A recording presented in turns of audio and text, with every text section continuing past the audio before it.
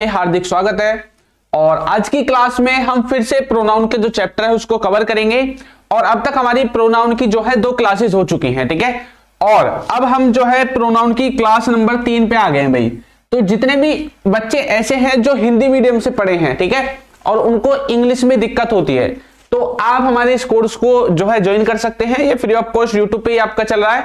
और जो भी पेड कंटेंट है, जो बाकी के टीचर्स आपको पेड में पढ़ाते हैं, वही चीजें मैं आपको यहाँ पे फ्री में पढ़ा रहा हूं, ठीक है। दूसरी बात, क्लासेस की जो टाइमिंग है वो है सुबह 11 बजे। कितने बजे? 11 बजे। तो जो बच्चे इंग्लिश सीखना चाहते हैं सुबह 11 बजे हमसे आप जुड़ सकते हैं, ठीक है। आप एक सप्ताह जुड़ के देखिए, आपको 100% चीजें समझ में आएंगी और आपका जो लेवल है वो भी इंप्रूव होगा इंग्लिश का। तो हम बिल्कुल बेसिक से चल रहे हैं और बिल्कुल हमने अब तक जो प्रोनाउन पढ़ा है उसको बेसिक से ही पढ़ा है। तो 2 क्लासेस अब तक हमने कंप्लीट कर ली हैं और क्लास नंबर 3 पे जो है आज की क्लास में हम शुरू करने वाले हैं, ठीक है। तो प्रोनाउन का जो बेसिक है वो ये होता है कि भैया प्रोनाउन को हम किसकी जगह इस्तेमाल कर रहे हैं? नाउन की जगह इस्तेमाल कर रहे हैं, ठीक है। और इसको जो है यूज करने के, प्रोनाउन को यूज करने के अलग अलग तरीके हैं सेंटेंसेस में, है ना। और उसके लिए हमें एक टेबल दी जाती है। क्या दी जाती है? टेबल। तो ये जो टेबल है ये प्रोनाउन की टेबल कहलाती है, ठीक है, क्योंकि इसमें जितने भी शब्द हैं ये ज्यादातर प्रोनाउन ही हैं। क्या है? शब्द प्रोनाउन है। ये जितने भी आपको दिख रहे हैं ये टेबल में, ये सब के सब क्या है? प्रोनाउन है। और इन्हीं को ही हम कंपटीशन एग्जाम के नजरिए से पढ़ते हैं। तो अब तक हमने ये वाला जो है और ये वाला है इनको कवर कर लिया है। कल की क्लास में हमने इनको और इनको कैसे इस्तेमाल करते हैं, यानी कि पजेसिव प्रोनाउन को कैसे इस्तेमाल करते हैं, कल की क्लास में ये भी खत्म हो गया था, ठीक है। और आज हम आगे के पार्ट पे चलेंगे और आगे जो है इसको कैसे इस्तेमाल करना है वो हम आज की क्लास में सीखेंगे, ठीक है भाई। चलिए, तो आज नेक्स्ट रूल पे चलते हैं और आज हम बट के बारे में पढ़ेंगे और बट के आगे भी 5-6 रूल्स हैं उनको पढ़ेंगे, फिर आज की क्लास आपकी खत्म हो जाएगी, ठीक है। मैं रोजाना इतना ही पढ़ाता हूं जितना बच्चा कंज्यूम कर सके। भाई एक ही दिन में बहुत सारा पढ़ा दिया और बच्चे को समझ में नहीं आ रहा है, बुद्धि चलनी बंद हो गई है बिल्कुल, तो फायदा क्या उसका, ठीक है। तो इसलिए उतना ही क्लास आपको कराऊंगा जितनी आपको जरूरत है आपके दिमाग को, ठीक है। चलो, तो हम शुरुआत करते हैं आज बट से। तो बट हमारा 2 तरह से इस्तेमाल करता है, 2 तरह से काम करता है। कैसे काम करेगा? एक तो बट हमारा काम करता है कंजक्शन की तरह। किसकी तरह काम करेगा? कंजक्शन की तरह। और एक काम करता है प्रीपोजिशन की तरह। किसकी तरह काम करेगा? प्रीपोजिशन की तरह। देखो, जब हमारा कंजक्शन की तरह काम करता है, इसका मतलब क्या है? कंजक्शन काम क्या करता है? कंजक्शन काम करता है जोड़ने का काम। क्या काम करता है? जोड़ने का। ये किनको जोड़ सकता है? 2 सेंटेंसेस को जोड़ सकता है ना भाई। 2 सेंटेंसेस को भी जोड़ेगा, ठीक, 2 फ्रेजेस को भी जोड़ेगा, 2 क्लोजेस को भी जोड़ेगा, यानी कि जॉइनिंग वर्ड्स के नाम से हम कंजक्शन को जानते हैं। किसके नाम से? जॉइनिंग वर्ड्स के नाम से, ठीक है। तो ज्वाइन करने का काम करता है। जब ये कंजक्शन की तरह काम करेगा तो इसका मीनिंग निकलेगा, क्या मीनिंग निकलेगा? लेकिन। जैसे मैंने बोला कि भाई वो अच्छा तो है लेकिन वो कोई बढ़िया काम नहीं करता है ना। तो मैंने जैसे ही लेकिन बोला तो यानी कि क्या आना चाहिए? कंजक्शन। अभी सेंटेंस में आगे हम देखेंगे। दूसरा ये यूज होगा प्रीपोजिशन की तरह। अच्छा, प्रीपोजिशन में हमने अभी पढ़ा था पहले कि भाई प्रीपोजिशन जो होता है इसका ऑब्जेक्ट प्रीपोजिशन के बाद ही होता है। अभी हमने पढ़ा था। तो जो प्रीपोजिशन का ऑब्जेक्ट है वो प्रीपोजिशन के बाद मिलेगा। इसका मतलब क्या है कि ये जो प्रीपोजिशन है, यानी कि ये बट, जब ये बट प्रीपोजिशन की तरह काम करेगा तो बट के बाद आपको क्या देखने को मिलेगा? ऑब्जेक्टिव केस देखने को मिलेगा। क्या देखने को मिलेगा? ऑब्जेक्टिव केस देखने को मिलेगा। हो सकता है बीच में एक आधा आर्टिकल वगैरह दिख जाए, लेकिन बट के बाद आपको जो है, जब ये किसकी तरह काम करेगा? जब ये किसकी तरह काम करेगा? प्रीपोजिशन की तरह, तो ऑब्जेक्ट मिलेगा। जैसे कैसे मिलेगा? देखो, जैसे मैंने लिखा बट। अब बट के बाद अगर मुझे ऐसे मिल रहा है बट हिम, ये क्या है? ये तो भैया हिम लिखा हुआ है, तो हिम क्या हो जाएगा आपका? हिम क्या है? ऑब्जेक्टिव केस है। तो यानी कि बट किसकी तरह इस्तेमाल हुआ है?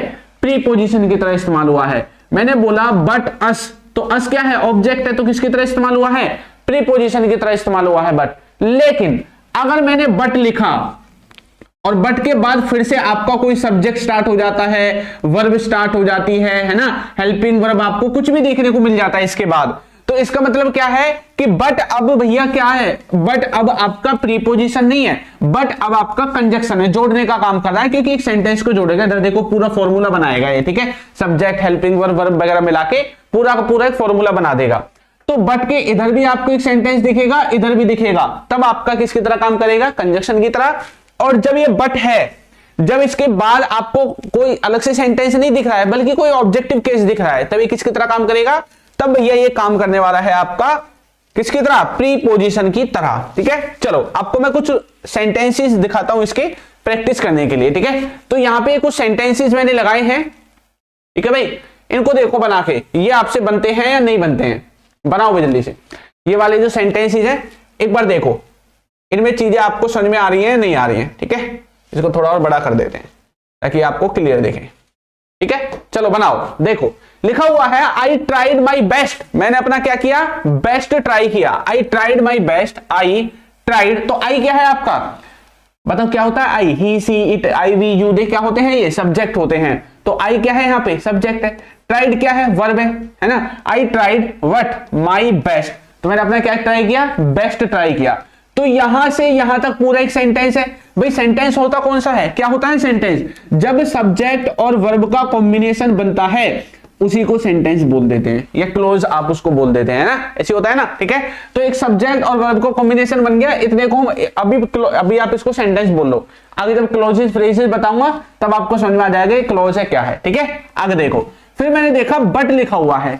अब बट के आगे मुझे दो ऑप्शन दिए गए हैं, मैं आई लगाऊं या मी लगाऊं। आई है हमारा सब्जेक्टिव केस और मी है हमारा ऑब्जेक्टिव केस। ठीक है, अब यहां पे अगर ऑब्जेक्ट मुझे लगाना है तो इसका मतलब क्या है कि इसके आगे कुछ जरूरत नहीं होना चाहिए। अगर मुझे इसको सब्जेक्ट को लगाना है तो इसका मतलब सब्जेक्ट की फिर आगे हेल्पिंग वर्ब होनी चाहिए। हेल्पिंग वर्ब नहीं है तो वर्ब होनी चाहिए, वर्ब नहीं है मॉडल वगैरह कुछ ना कुछ तो होना चाहिए भी, तभी तो सेंटेंस पूरा बैठेगा।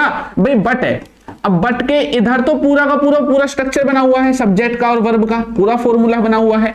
इधर भी तो अगर आपको सब्जेक्ट चूज कर रहे हो तो वर्ब का फॉर्मूला पूरा बनना चाहिए ना, सब्जेक्ट और वर्ब का पूरा कॉम्बिनेशन होना चाहिए।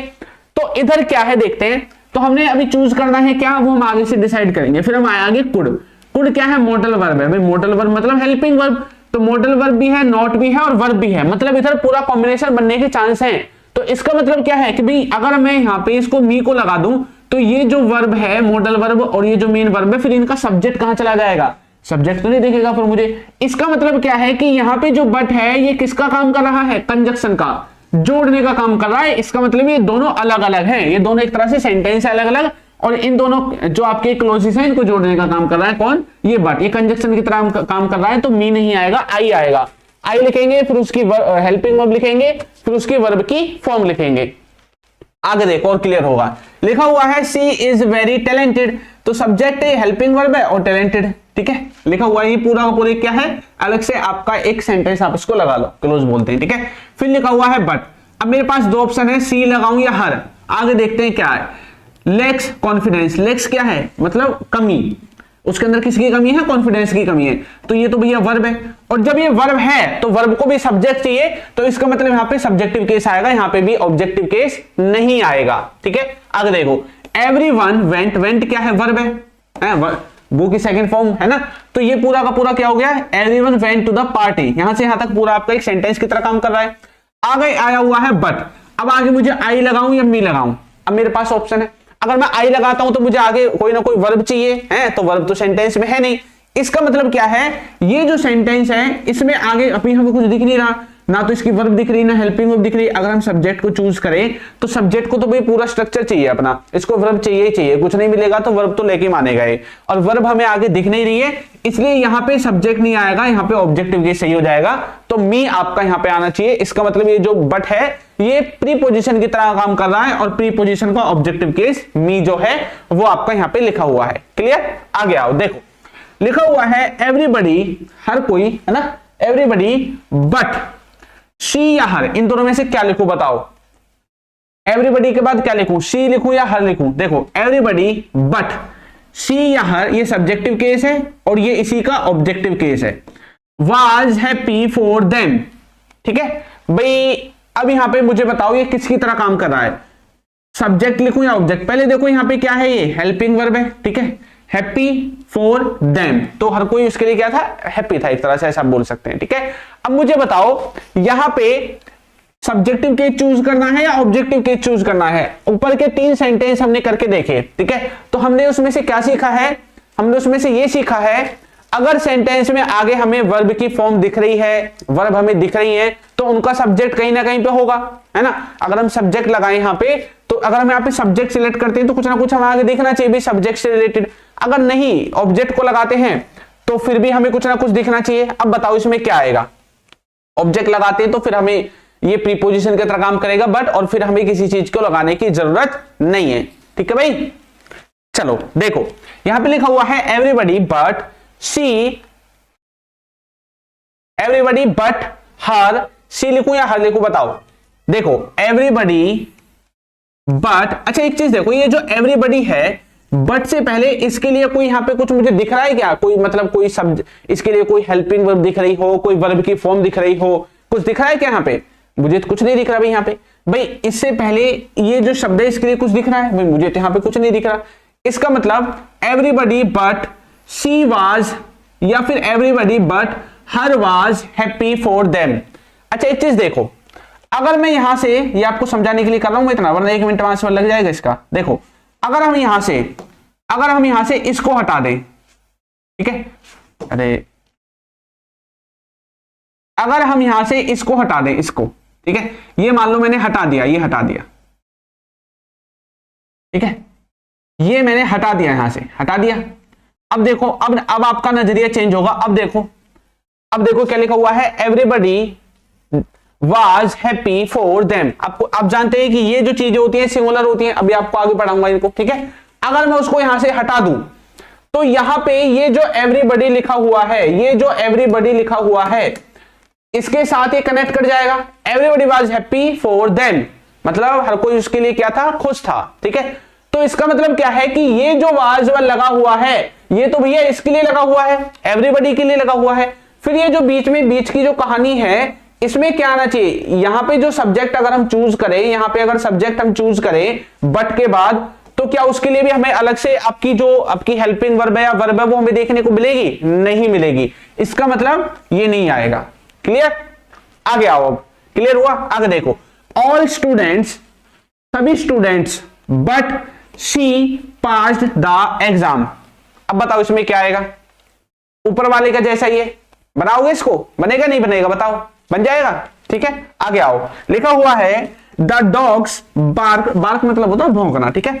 जो कुत्ता है वो भौंकता है, ये वर्ब है इसकी सब्जेक्ट की वर्ब है एट एवरी वन, ठीक है। बट यहां पे लिखा हुआ है।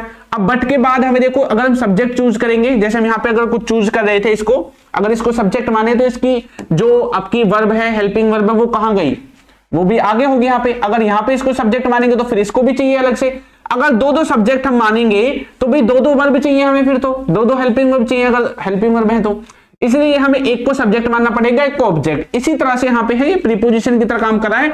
अगर मैं यहाँ पे सब्जेक्ट चूज करता हूं तो आगे मुझे फिर से इसके लिए अलग से वर्ब चाहिए, और वो सेंटेंस में है नहीं, तो यहाँ पे ही नहीं आएगा, आपका हिम आ जाएगा। क्या आ जाएगा? हिम आ जाएगा। क्लियर? देखो एवरीबडी बट यू या यूर, बताओ। देखो यूर तो किसी केस में आता ही नहीं है, आ जाएगा क्या? क्योंकि यू जो है ये हमारा सब्जेक्ट ऑब्जेक्ट दोनों तरह से काम करता है, ठीक है। तो एवरीबडी के साथ everybody was ready on time, ठीक है। तो इस तरह से यूर तो इसमें आएगा ही नहीं, ये अलग ही दिख रहा है आपका, ठीक है। इस तरह से आप बट वाला जो केस है इसको पढ़ेंगे।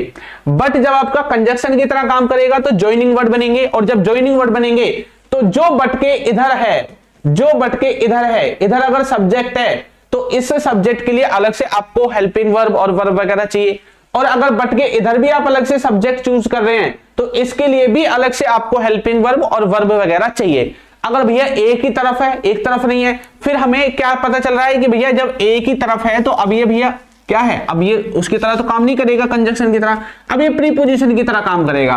तो फिर एक तरफ आपको सेंटेंस दिखेगा, दूसरी तरफ इसके आपको ऑब्जेक्टिव केस लगाना पड़ेगा, ठीक है। यानी कि जो भी सब्जेक्ट का ऑब्जेक्टिव केस होता है वो आपको फिर लगाना पड़ेगा। क्लियर हुआ? थोड़ा सा वीडियो को दोबारा देख लेना और क्लियर हो जाएगा, ठीक है। और जो भी क्लासेस चल रही हैं, क्लासेस की जो पीडीएफ वगैरह है वो आपको हमारे चैनल पे मिलेगी, वो ऐप पे अल्फा जो आपका एसएससी है इसी पे मिलेगी, ठीक है। चलिए आगे बढ़े। देखो नेक्स्ट जो कॉन्सेप्ट है हमारा उसके बारे में पढ़ते हैं, ठीक है। एक और देखो यहां पर देखो आपको कुछ सेंटेंसेस जो दिए हुए हैं। Everyone praised the teacher but I या मी। देखो अब आपको एक बार भी पता चल जाएगा, जैसे बट लिखा हुआ है बट, अब जैसे मैंने बट को देखा, बट के इधर अगर मैं सब्जेक्ट इसको चूज करूं तो आगे कुछ मुझे दिख ही नहीं रहा, ना वर्ब दिख रही है ना कुछ और दिख रहा है। इसका मतलब यहां पे ये तो आएगा ही नहीं, आई तो किसी भी हालत में आ ही नहीं सकता, आपका मी आएगा फिर। क्लियर हुआ? और देखो नो वन न्यू, ये वर्ब है, ठीक है, नो की। No one knew the answer, answer किसी को भी नहीं पता, बट सी लिखूं या हर लिखूं, सी लिखूं या हर लिखूं? अगर सी लिखूंगा तो आगे मुझे कुछ नहीं दिख रहा वर्ब वगैरह, इसलिए सी नहीं आएगा, क्या आएगा? हर आएगा। All the players were tired, हर कोई प्लेयर जो है वो भैया क्या हुआ था? थका हुआ था। बट ही या हिम, ये बट यहां पे मीनिंग क्या दे रहा है? बट मीनिंग दे रहा है सिवाय का, इसके सिवाय हर कोई प्लेयर थका हुआ था, ठीक है। No one knew the answer, कोई भी आंसर को नहीं जानता था, बट हिम या हर या जो भी यहां पे लिखा हुआ है, इसके सिवाय कोई भी आंसर को नहीं जानता था। तो के सिवाय का जो सेंस है वो यहां पे दे रहा है। क्लियर? तो यहां पे भी क्या आना चाहिए? ही नहीं आएगा, हिम आएगा। एवरीवन बट दे या them agreed to the plan. अब बताओ किसका इस्तेमाल करेंगे? अगर मैं इनको हटा दूं यहां से, ऐसे सोचा करो, इनको मैंने हटा दिया यहां से, इनको हटा दिया, तो everyone agreed to the plan, तो भाई यहां से इसका कॉम्बिनेशन बिल्कुल ठीक बैठ रहा है ना? ठीक बैठा है, नहीं बैठा? ठीक बैठ रहा है सर, ठीक है, क्लियर। तो ऐसे आप इनको सोच सकते हैं कि यहां पे क्या आने वाला है बीच में, ठीक है। और आगे के जो है इनको आप करके देख लेना, आपके लिए छोड़ दिए, ठीक है। चलो आगे बढ़ते हैं। नेक्स्ट अब हम पढ़ने वाले हैं जो नेक्स्ट रूल है हमारा, ये शब्द हमें प्रोनाउन में बहुत ज्यादा देखने को मिलते हैं। ये देखने में देखो कैसे लग रहे हैं भाई, समवन है, एवरीवन है, एनीवन, नो वन, ये देखने में कैसे लग रहे हैं? देखने में तो ऐसे लग रहे हैं कि जैसे प्लूरल हो, ऐसे तो लग रहे हैं बहुत सारी व्यक्तियों के बारे में बता रहे हैं भैया, बहुत सारी चीजों के बारे में बता रहे हैं, ऐसा लग रहा है देखने में। लेकिन असलियत में सबके सब क्या होते हैं? सिंगुलर होते हैं। क्या होते हैं? सबके सब सिंगुलर होते हैं। जब ये सिंगुलर हैं, ये जब सिंगुलर हैं, ये जब सिंगुलर हैं, तो इसका मतलब इनके साथ वर्ब या हेल्पिंग वर्ब भी कैसी लगेगी? सिंगुलर ही लगेगी। तो इनके बाद हम हमेशा हेल्पिंग वर्ब जो लगाते हैं वो कौन सी लगाते हैं? सिंगुलर हेल्पिंग वर्ब लगाते हैं, ठीक है। इनका हिंदी में मीनिंग भी लिखा हुआ है। समवन मतलब कोई एक, ठीक है, समवन मतलब कोई एक, एनीवन मतलब कोई भी एक, एवरीवन मतलब सभी, और नो वन मतलब कोई भी या फिर कोई नहीं। क्लियर? चलो देखो लिखा हुआ है someone are at the door, someone are at the door, तो इस तरह से आपको देगा वो। अब जिस बच्चे को नहीं पता कि ये सिंगुलर है वो तो बोलेगा समवन एट द डोर, बहुत ज्यादा लोगों के बारे में बात हो रही है, आर लगा देते हैं, लेकिन ये गलत हो जाएगा। क्यों? क्योंकि ये सिंगुलर, तो इजमार का जो सिंगुलर फॉर्म है वो होता है इज, तो यहाँ पे इज आना चाहिए। Everyone have done their homework, तो हैव नहीं आएगा, क्या आना चाहिए? हैज आना चाहिए। क्या आना चाहिए? हैज आना चाहिए। No one were present in the class, भाई क्लास में कोई भी प्रेजेंट नहीं था, तो वर नहीं आना चाहिए, क्या आना चाहिए? वाज आना चाहिए। No one was present in the class, ये सब के सब क्या होते हैं? सिंगुलर होते हैं।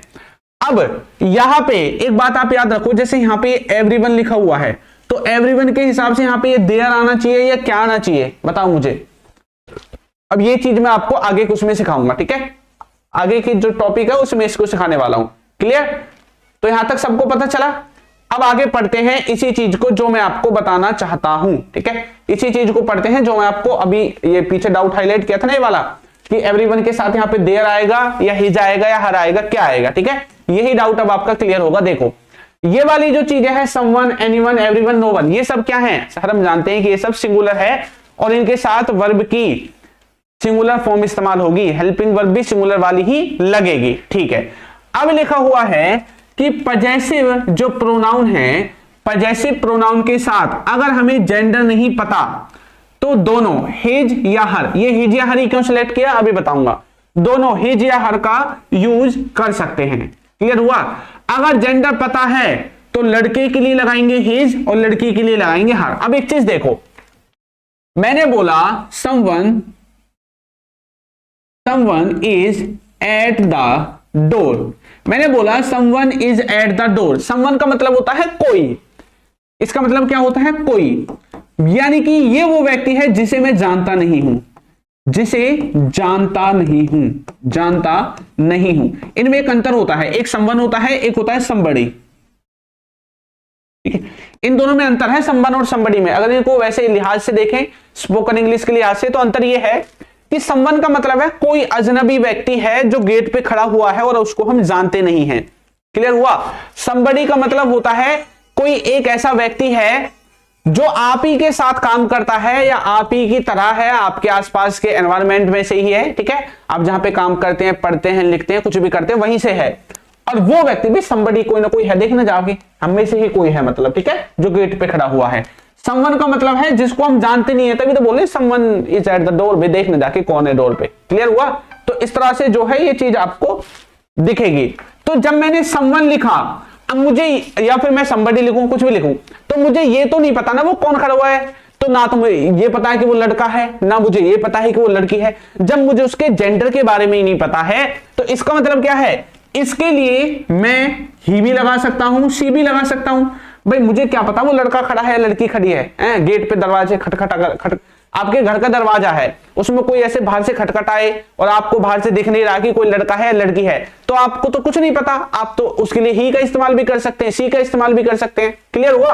और इनका ऑब्जेक्टिव केस अगर लगाना पड़े तो इसके लिए हिम का इस्तेमाल भी कर सकते हैं और सी के लिए हर का इस्तेमाल भी कर सकते हैं। तो यही बात ये बोल रहा है, पजेसिव प्रोनाउन के साथ अगर हमें जेंडर नहीं पता है, तो हम जब हमें हिज या हर लगाने की जरूरत पड़ेगी तो इन दोनों में से किसी का भी यूज हम कर सकते हैं। लेकिन जब हमें पता है जेंडर के बारे में, फिर तो आपको हिज या हर ही लगाना पड़ेगा। देखो जैसे लिखा हुआ है everyone should bring their pen.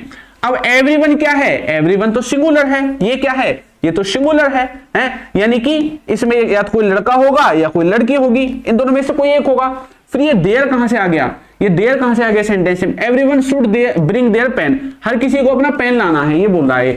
तो यहां पे देयर तो आना नहीं चाहिए, देयर तो आना नहीं चाहिए, क्योंकि देयर तो प्लूरल है। क्या है? प्लूरल है। और देयर आता किसके लिए है? दे के लिए आता है। देयर किसके लिए आता है? दे के लिए आता है। देखो अभी आपको दिखाता हूं मैं एक बार, टेबल सोल क्लियर होगा। देखो यहां पे आओ, देखो ये लिखा हुआ है दे के लिए आता है देयर। किसके लिए आता है? दे के लिए देयर आता है। और देयर तो हमारा क्या है? थर्ड पर्सन है, और लेकिन प्लूरल है। क्या है? प्लूरल है। लेकिन बात तो हम कर रहे हैं इनकी, लड़का या लड़की की, ही या सी की, इनकी बात कर रहे हैं। तो आना तो चाहिए था हिज और हर, यही आना चाहिए था, है ना। लेकिन आ क्या रहा है? आ रहा है देयर वहां पे। तो ये तो बात ही नहीं है, यानी कि ये तो बिल्कुल आएगा ही नहीं, ये तो बिल्कुल खत्म है वहां पे, है ना। ये तो आएगा ही नहीं। लिखना है हमें इन दोनों के हिसाब से, या हिज लिखेंगे या हर लिखेंगे। क्या लिखेंगे? या तो हिज लिखेंगे या हर लिखेंगे। क्लियर हुआ? चलो देखो अब यहां पे हम कुछ भी लिख सकते हैं। एवरीवन शुड ब्रिंग हिज या हर, दोनों में से कुछ भी लिख सकते हैं, क्योंकि एवरीवन को देख करके हमें नहीं पता चल रहा है कि कोई लड़का है या लड़की है। क्लियर हुआ? ऐसे ही someone left their bag here, भाई कोई यहां पे अपना बैग छोड़ गया है, इसका मतलब ये है। तो समवन तो सिंगुलर है, इसके साथ ये प्लूरल कहां से आ गया? देयर, नहीं आना चाहिए प्लूरल। तो इसके लिए हमें इसका भी नहीं पता ये कौन है, तो यहां पे भी मैं हिज या हर किसी का भी इस्तेमाल कर सकता हूं। हिज इस्तेमाल हो रहा है ही के साथ, ही का पजेसिव होता है हिज, और सी का होता है हर। क्लियर? सी का होता है हर होता है। क्लियर हुआ? चलो आगे बढ़े, नेक्स्ट देखें। तो आपको जैसे देखो कई बार आप ऐसा बताते हैं ना, हिंदी में बताता हूं। देखो मुझे पता है कि कुछ बच्चों के समझ में नहीं आ रहा है कि देयर पेयर कहां से आ गया। हिंदी में सेंटेंस देखो, मैंने बोला कोई यहां अपना बैग भूल गया है। कोई अपना यहां बैग भूल गया है। ठीक है, कोई अपना क्या भूल गया है? यहां पे बैग भूल गया है। ठीक है, और नेक्स्ट देखो एक सेंटेंस और लिखता हूं। यहां पे दूसरा सेंटेंस मैंने लिखा हर कोई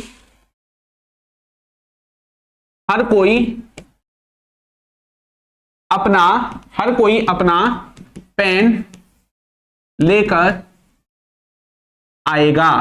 मैंने बोला हर कोई अपना क्या लेके आएगा? पेन लेके आएगा। एक बात मुझे बताओ भाई, हर किसी को क्या लाना है? पेन लेके आना है। लेकिन किसका पेन लेके आना है? अपना ही पेन लेके आना है, कभी दूसरे का ले आओ। किसका लेके आना है? अपना।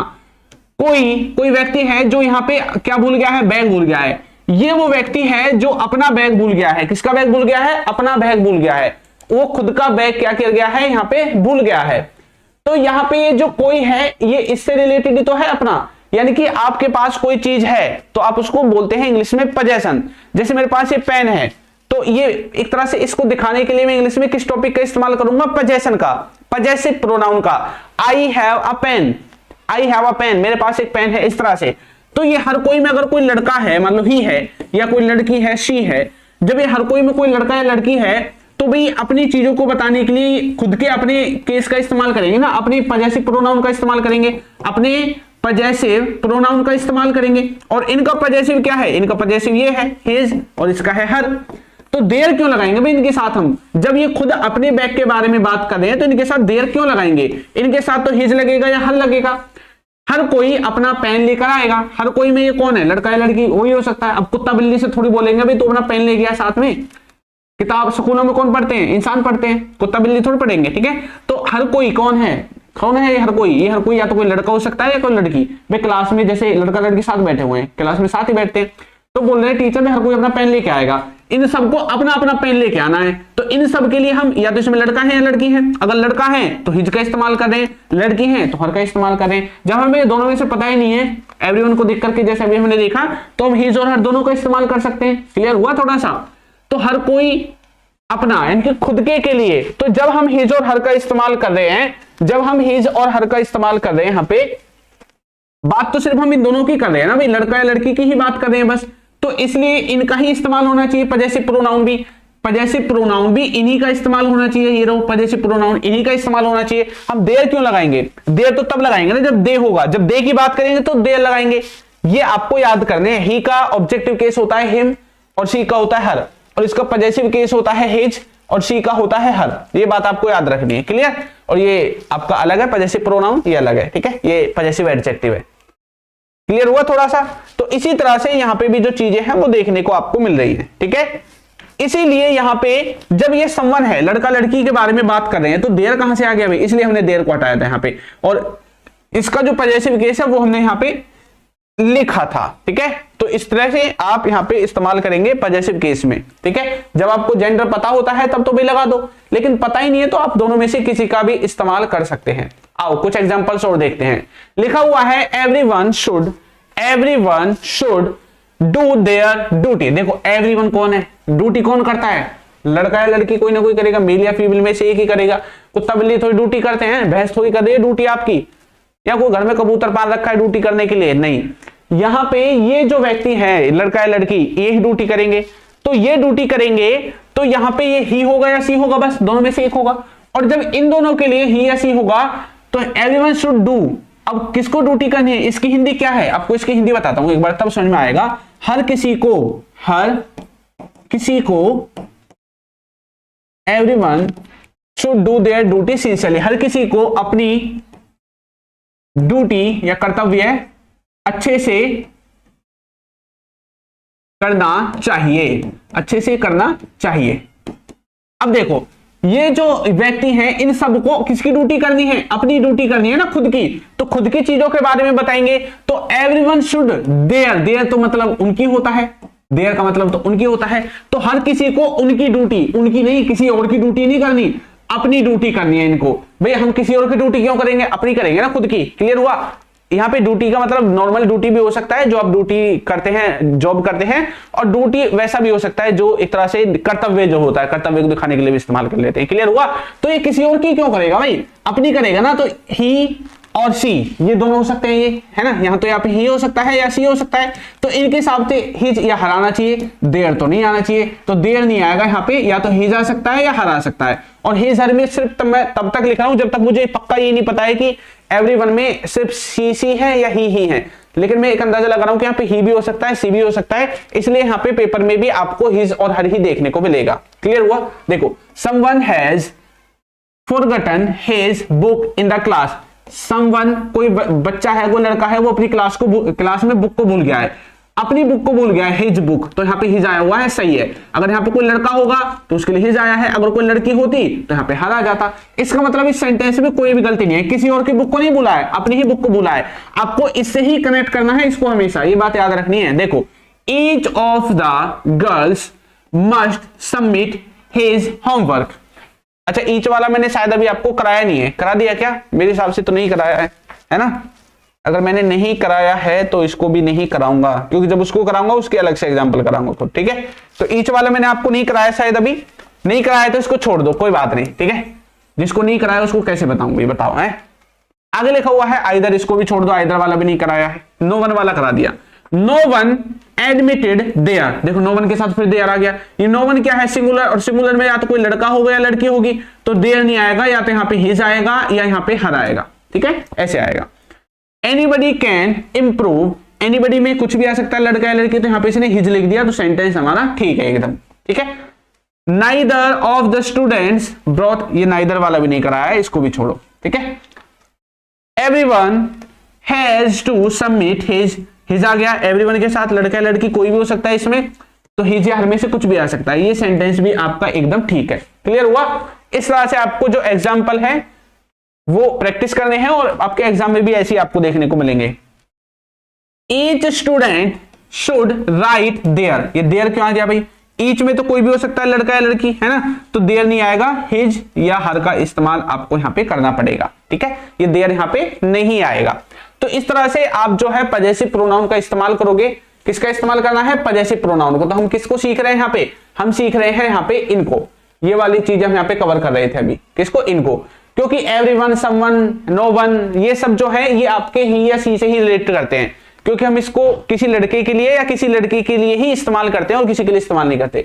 तो जब इनका पजेसिव केस लिखना है तो आपको हिज या हर लगाना है, ना कि इनमें से कुछ लगाना है। इनमें से कुछ भी आए तो गलत है, वो आपको इनमें से इस्तेमाल करना है, ठीक है, क्लियर हुआ।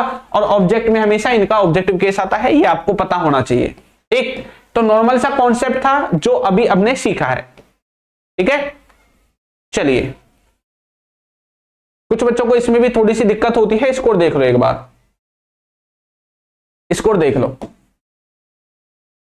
देखो, जब कोई लड़का होता है तो लड़के के लिए हम किसका इस्तेमाल करते हैं, हिज का इस्तेमाल करते हैं। किसका इस्तेमाल करते हैं, हिज का।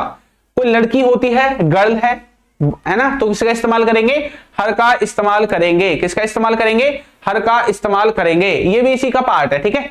कोई लड़का है तो उसके लिए हिज का इस्तेमाल करेंगे, कोई लड़की है तो लड़की के लिए हर का इस्तेमाल करते हैं। क्योंकि लड़का आता है ही के अंदर, लड़की आती है शी के अंदर, इसलिए ही के अंदर आता है तो हिज लगाया है, लड़की शी के अंदर आती है तो हमने हर लगाया है। आपकी मम्मी है तो आपकी मम्मी कौन है, लड़की है, फीमेल है, तो उनके लिए भी हम किसका इस्तेमाल करेंगे, हर का इस्तेमाल करेंगे, हैं। स्टूडेंट है, अब स्टूडेंट में तो पता ही नहीं चल रहा भाई, स्टूडेंट क्लास में बैठे हुए हैं। मैंने बोला अब कि भाई क्लास में बच्चे बैठे हुए हैं, छात्र छात्राएं बैठी हुई हैं, स्टूडेंट बैठे हुए हैं। इंग्लिश में मैंने कॉमन शब्द इस्तेमाल कर दिया, स्टूडेंट। अब यहाँ पे जैसे मैंने बोला कि क्लास में स्टूडेंट बैठे हुए हैं, तो क्या इस बात से आपको पता चल रहा है कि कितने मतलब स्टूडेंट में सभी सब लड़का है या लड़की है। भाई कुछ ऐसे स्कूल भी होते हैं ना जो स्पेशल गर्ल्स के लिए होते हैं, या कुछ ऐसे भी होते हैं स्पेशल बॉयज के लिए होते हैं। तो भाई वहां पे तो मैं फिर भी स्टूडेंट यूज करूंगा, चाहे सबके सब लड़कियां बड़ी हो क्लास में, चाहे सबके सब लड़के बड़े हो क्लास में, या मिक्स हो दोनों, तब भी स्टूडेंट यूज करूंगा। तो यहाँ पे पता नहीं चल रहा है, जब हमें पता नहीं चलता तो हम उसको प्लूरल की तरह काउंट कर रहे हैं। किसकी तरह, प्लूरल की तरह। अब प्लूरल में हम इस्तेमाल करते हैं दे का, दे का मतलब ही तो होता है वे, है ना। तो इसका जो आपका पजेसिव प्रोनाउन है उसमें हमें इसका इस्तेमाल करना है फिर देयर का। किसका इस्तेमाल करना है, देयर का। तो स्टूडेंट के लिए हमें पता ही नहीं है कौन है, तो फिर हम किसका इस्तेमाल करेंगे, देयर का इस्तेमाल करेंगे।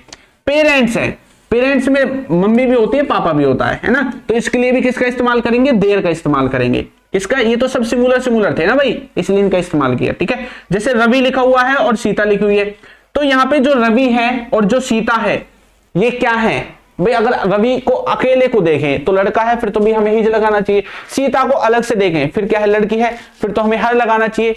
लेकिन जब रवि और सीता, क्या लिखा हुआ है, जब रवि और सीता को हमने एंड से जोड़ा, वैसे इनके साथ कौन सी वर्ब आनी चाहिए, अब वर्ब तो आनी चाहिए प्लूरल। क्या आनी चाहिए, प्लूरल वर्ब आनी चाहिए। तो हम यहाँ पे अवर का इस्तेमाल भी कर सकते हैं, देयर का इस्तेमाल भी कर सकते हैं, वो अभी हम आगे जब सेंटेंस करेंगे तो सेंटेंस में आपको और अच्छे से पता चलेगा, ठीक है, क्लियर हुआ।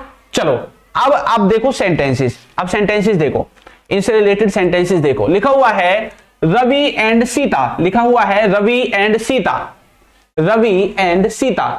भाई रवि और जो सीता है ये प्लूरल है तो वर लिखा है हमने, Ravi and Sita were doing her. भाई हर क्यों आया है, स्पेशल हर ही क्यों लिखा आपने, क्या यहाँ पे रवि नहीं है जो हमने सीता के लिए हर लिख दिया, भाई रवि भी तो है यहाँ पे, तो इसका मतलब क्या है, यहाँ पे ये हर नहीं आएगा। इस सेंटेंस में गलती क्या है कि स्पेशल एक के लिए नहीं लिख सकते भैया, जब वहां पे दो दे रखे हैं तो आपको दोनों के हिसाब से लिखना पड़ेगा। तो अभी हमने सीखा अगर किसी को ऐसे जोड़ के देते हैं सब्जेक्ट को एंड के द्वारा, तो आप यहाँ पे दो चीजों का इस्तेमाल करते हैं, या तो आपको अवर लिखना पड़ेगा या आपको यहाँ पे देयर लिखना पड़ेगा, या तो आपको अवर लिखना पड़ेगा या आपको यहाँ पे देयर लिखना पड़ेगा, ठीक है, क्लियर हुआ। अब यहाँ पे एक चीज आपको याद रखनी है, एक चीज आपको याद रखनी है, वो क्या है, वो ये है कि भाई मान लो ये है रवि, ये है रवि, अभी दोनों के साथ नहीं लगा सकते ना अवर को और उसको, ठीक है, और ये है नहीं ये सीता है, ये मैंने सीता बना दी और इसको बना दिया रवि, ठीक है। रवि के बाल नहीं है, अभी चुटिया नहीं हो रही रवि का, रवि नॉर्मल बाल करता है, ठीक है, क्लियर। अब यहां पे देखो अब जो बातें को कर रहा है, बातों को जो व्यक्ति कर रहा है, अगर इन दोनों में से ही है, सीता और रवि में से ही है जो इस सेंटेंस को बोल रहा है, सीता और रवि में से ही है जो इस सेंटेंस को बोल रहा है, तब तो ये आपस में अपने लिए बोल रहे हैं, तो आप किसका इस्तेमाल करोगे? अवर का इस्तेमाल करोगे। अवर यानी हमारा। तब ये खुद का इस्तेमाल करेंगे, भी खुद के लिए बोल रहे हैं तो अवर का इस्तेमाल करेंगे। लेकिन अगर इन दोनों के लिए सेंटेंस को कोई तीसरा व्यक्ति है जो इनके लिए सेंटेंस को बोल रहा है, ये तीसरा व्यक्ति है जो सेंटेंस को बोल रहा है, तो इनके लिए किसका इस्तेमाल करेगा? उनका। भाई उनका काम, उनका होमवर्क, तो फिर ये किसका इस्तेमाल करेगा? देयर का इस्तेमाल करेगा। फिर किसका इस्तेमाल करेगा? देयर का इस्तेमाल करेगा। तो इस तरह से आप यहां पे जो अवर और देयर आपको दिख रहा था, आप ऐसे इस्तेमाल करोगे। अगर इन दोनों में से ही कोई है जो काम को कर रहा है, बोल रहा है, तो अवर का इस्तेमाल करेंगे। और इन दोनों के बारे में कोई तीसरा व्यक्ति बता रहा है तो फिर आप देयर का इस्तेमाल करेंगे। किसका इस्तेमाल करना है? देयर का। तो Sita and Ravi were doing our work, नहीं ये हर वर्क नहीं, या तो आप यहाँ पे अवर लिखोगे या यहाँ पे देयर लिखोगे। Their homework in the evening. ठीक है, आगे देखो, द बॉय, लड़के के बारे में बात हुई है, लॉस्ट देयर। देयर क्यों आ गया भाई? जब लड़का है तो लड़के के लिए हिज आना चाहिए ना, हिज। ठीक है, हिज लिखेंगे, अभी पीछे हमने पढ़ा है। ऑल द स्टूडेंट, स्टूडेंट में पता ही नहीं लड़का है लड़की है, तो यहाँ पे हिज नहीं आएगा। मस्ट कंप्लीट हिज नहीं, देयर आएगा। Must complete their assignment before Friday. Clear? आगे देखो, each girl must wear their, गलत, देयर नहीं आएगा। ईच गर्ल लिखा हुआ है, लड़की लिखी हुई है, तो यहां पे आएगा हर। Uniform properly.